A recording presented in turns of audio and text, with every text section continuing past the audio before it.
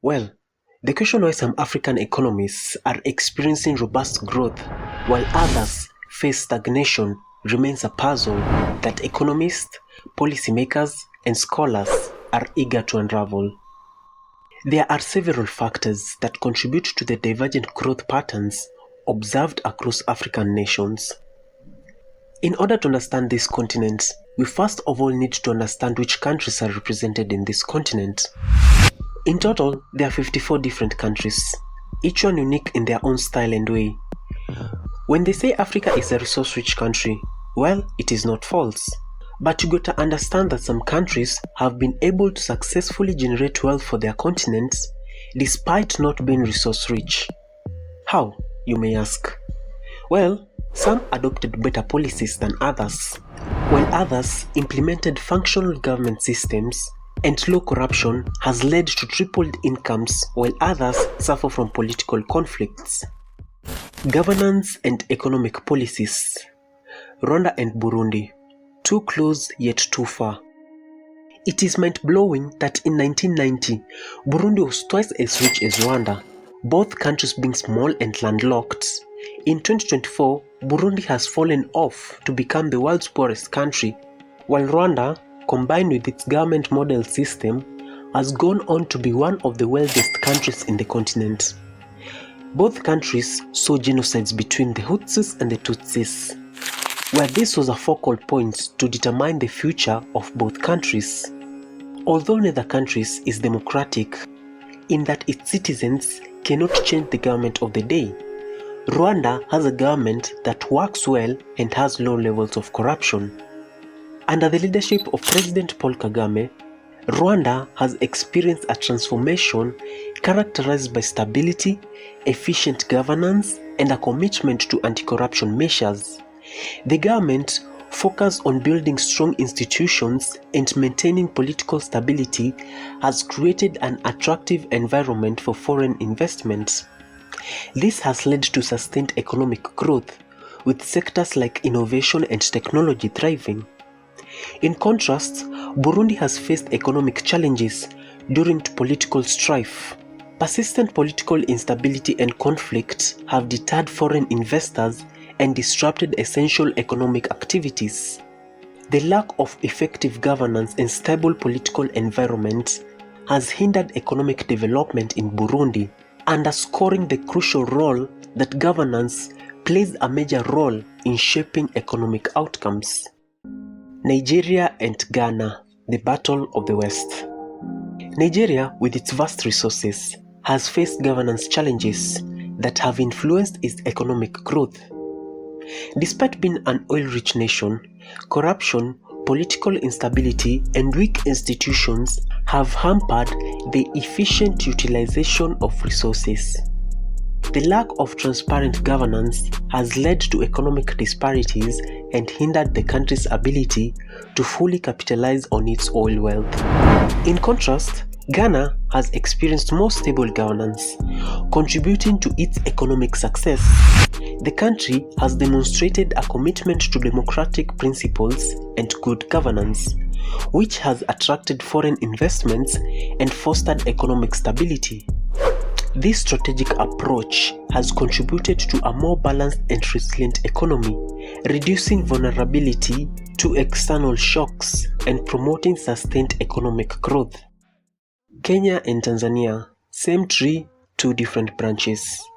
Kenya and Tanzania, neighboring countries in East Africa, have taken divergent paths in shaping their economic policies and development strategies. Kenya has explored the market-oriented approach, while Tanzania adopted a socialist legacy, highlighting key factors that have contributed to Kenya's financial success compared to Tanzania. Kenya's economic development has been characterized by a market-oriented approach that emphasizes private sector participation and economic liberation. In the early 1990s, Kenya implemented economic reforms, including the liberation of markets, privatization of state-owned enterprises, and the establishment of a more conducive business environment. These measures attracted foreign investments, stimulated entrepreneurship, and fostered economic growth. The government's commitment to infrastructure development, particularly in sectors such as telecommunication, technology, with initiatives like M-Pesa, revolutionizing financial services, transportation, and energy, played a crucial role in enhancing Kenya's competitiveness. The establishment of the Nairobi Security Exchange (NSE) further facilitated capital mobilization and investment. In contrast, Tanzania's economic history has been shaped by a socialist legacy. The policies pursued by the government under the leadership of Julius Nyerere aimed at collectivization and industrialization of key industries. While these policies were intended to promote equality and social justice, they had unintended consequences, including stifling entrepreneurship, limiting private sector growth, and creating inefficiencies in resource allocation. Despite efforts to liberalize the economy in recent years, the impact has been less productive compared to Kenya. Kenya's market-oriented approach, policy reforms, economic diversification, and embrace of innovation have propelled its financial success. In contrast, Tanzania's social legacy has posed challenges in its economic development, necessitating a careful reevaluation of policies to enhance competitiveness and attract investment. Understanding the distinct economic paths of these neighboring countries have provided valuable insights into the complex dynamics of development in the East Africa region. Morocco and Western Sahara. Disputes. Morocco, situated in North Africa. Morocco has a rich history influenced by the Berber, Arabs, and the French cultures.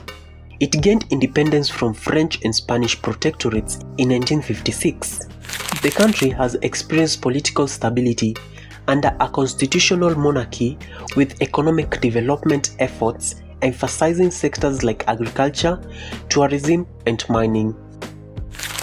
Western Sahara, located to the south of Morocco, has been a subject of historical and geographical complexity.